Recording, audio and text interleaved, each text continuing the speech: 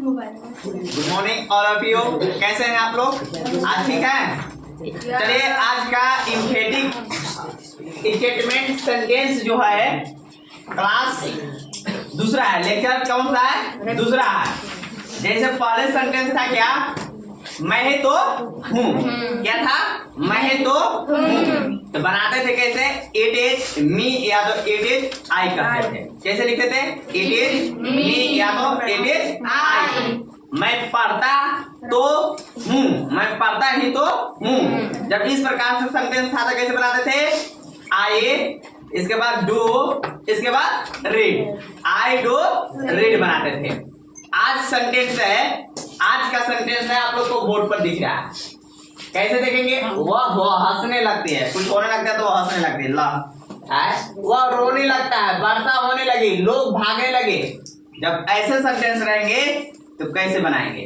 तो चलो चलते हैं और देखते हैं। ऐसे वाक्य से कार्य आराम होने का बोध होता है। मैंने जब शुरू बार जब होता है कार्य आराम होता है ना, तो इसका होता है क्या होता है? कर्ता प्लस कर्ता। कर्ता मतलब कि जैसे गवाह है, कर्ता प्लस प्रधान क्रिया। प्रधान क्रिया मतलब समझते हैं? मेन क्रिया, मेन वर्ब। जैसे मेन वर्ब कौन है?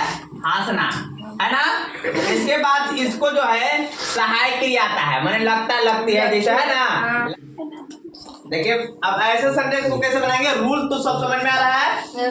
देखिए अब इन वाक्यों को देखिए, वह हंसने लगती है, वह रोने लगता है, वर्षा होने लगी, लोग भागने लगे। ऐसे वाक्य से कार्य आराम का होने का बोध होता है। इसका हिंदी का रूल होता है कर्ता प्लस प्रधान क्रिया प्लस सहायक क्रिया। सहायक क्रिया लगना लगनी ऐसे रखता है, लगता लगती ऐसे आएगा। ठीक है।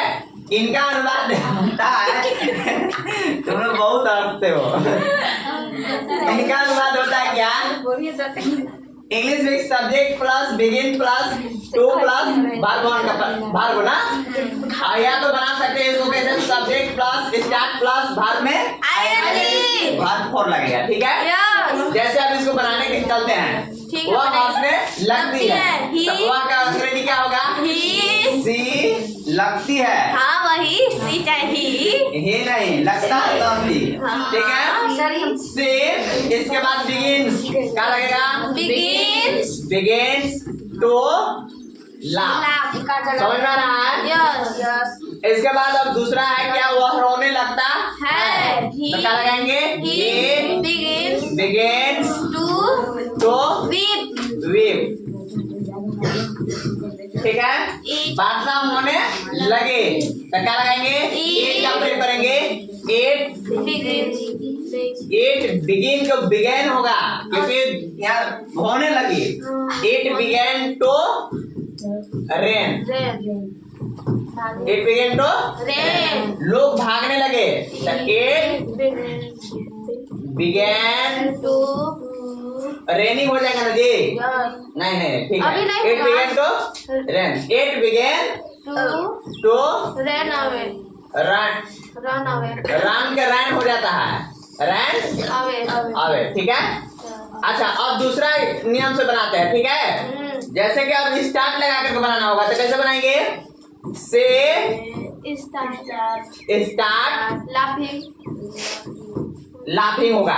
क्या होगा? से स्टार्ट लाफिंग। समझ में आ रहा है? लाफिंग। और इसके बाद अगर ये ज्यादा मोटा हो रहा है, अब ही है तो ये समझ में आ रहा है? हाँ। Start weeping. हाँ। अब इसके बाद क्या होगा? इट स्टार्टेड हो जाएगा। क्या हो जाएगा? Started raining. It started raining. और इसमें क्या होगा? इट बिगेन टू रेन, तो इट स्टार्टेड क्या हो जाएगा? रनिंग अवे ना। Running away. चलिए देखिए अब इस प्रकार सेंटेंस रहेगा। आप लोग कुछ सेंटेंस बता दे रहे हैं और कुछ होमवर्क है आप लोग के लिए। ठीक है। बनाना है। तो जैसे ट्रांसलेट इनटू इंग्लिश, वह मुस्कुराने लगती है। क्या बात है, मुस्कुराने लगी भाई। तो आप देखो कैसे बनेगा इसका? से begins to smile ना। स्माइल। लाफ मत लिख देना, लाफ मतलब हा हा हा हा होता है, मुस्कुराना मतलब समझ में करते हैं क्या होता है, ठीक है। देखो अभी मुस्कुरा रहे हैं लोग, अच्छा देखिए अब सेंटेंस इस प्रकार से रहेगा। अब इसी में क्या है जो होमवर्क कुछ सेंटेंस रहेंगे आप लोग को, अब कुछ बता दे रहे हैं, ठीक है। अब देखिए इसमें कि ट्रांसलेट इनटू इंग्लिश, वह मुस्कुराने लगती है। मुस्कुराना का नहीं पता है ना, कोई अभी कह रहे थे कि लाफ होता है सर, हम कह लाफ मतलब हा हा हा होता है ना, रोना जैसा होता है, स्माइल मतलब के देखो अभी मुस्कुरा रहे हैं लोग ना, तो ऐसे रहता है। जैसे कि आप देखिए वह मुस्कुराने लगती है, तो से इसके बाद बिगिन मारेंगे ना, बिगिन तो स्माइल, समझ में आ रहा है। इसके बाद वह चाय बनाने लगती है, से बिगिन टू प्रिपेयर ना, प्रिपेयर टी, ठीक है। वो शिकायत करने लगा, हे बिगेन का प्रयोग हो जाएगा, क्या हो जाएगा, बिगेन टू कंप्लेन, कंप्लेन ना, ठीक है। बाकी आप लोग को सभी इसे होमवर्क में रख किया, ठीक है। अब जो है नेक्स्ट इसको मैं देखते हैं बनाते हैं। जैसे पहले बताया हुआ था आप लोग को सेंटेंस मैं पढ़ता रहता, तब कैसे बनाते थे। दूसरा सेंटेंस है मैं पढ़ता रहता मैं पढ़ता रहता कैसे बनाते थे, आई कीप आई के साथ कीप और कभी प्रयोग करते थे, I keep on reading, I keep on reading, या कीप ऑन के जगह पर वेंट ऑन भी लगा सकते हैं, वेंट ऑन, या तो गोज ऑन का भी प्रयोग करते हैं, ठीक है।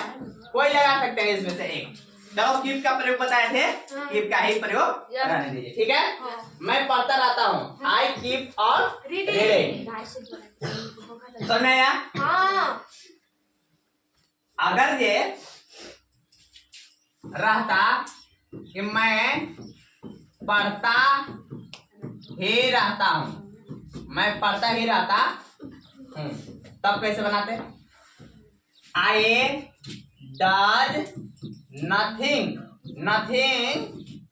बट, आई डज नथिंग, पढ़ना का क्या होता है, रीड, रीडिंग नहीं लगाएंगे ना, I does nothing but read. देखिए इसमें जो सेंटेंस है ये केवल कह रहा है कि मैं पढ़ता रहता हूँ, हमेशा पढ़ते रहता है, और यह जोरदार बताता रहा है कि मैं पढ़ता ही रहता हूँ, पढ़ने के अलावा कुछ नहीं काम करता है, पढ़ता ही रहता हूँ।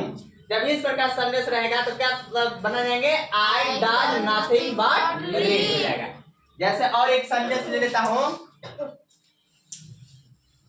वह बोलती रहती है, बोलती रहती है, तो कैसे बनाएंगे, सी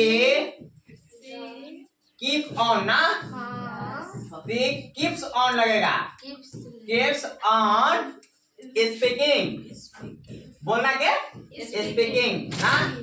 अगर ये इसी को सेंटेंस रहता वह बोलती ही रहती है, वह बोलती ही रहती है, वह बोलती ही रहती है, यहाँ जोड़दार और कर दिया रहती है, तब इस प्रकार से रहेगा।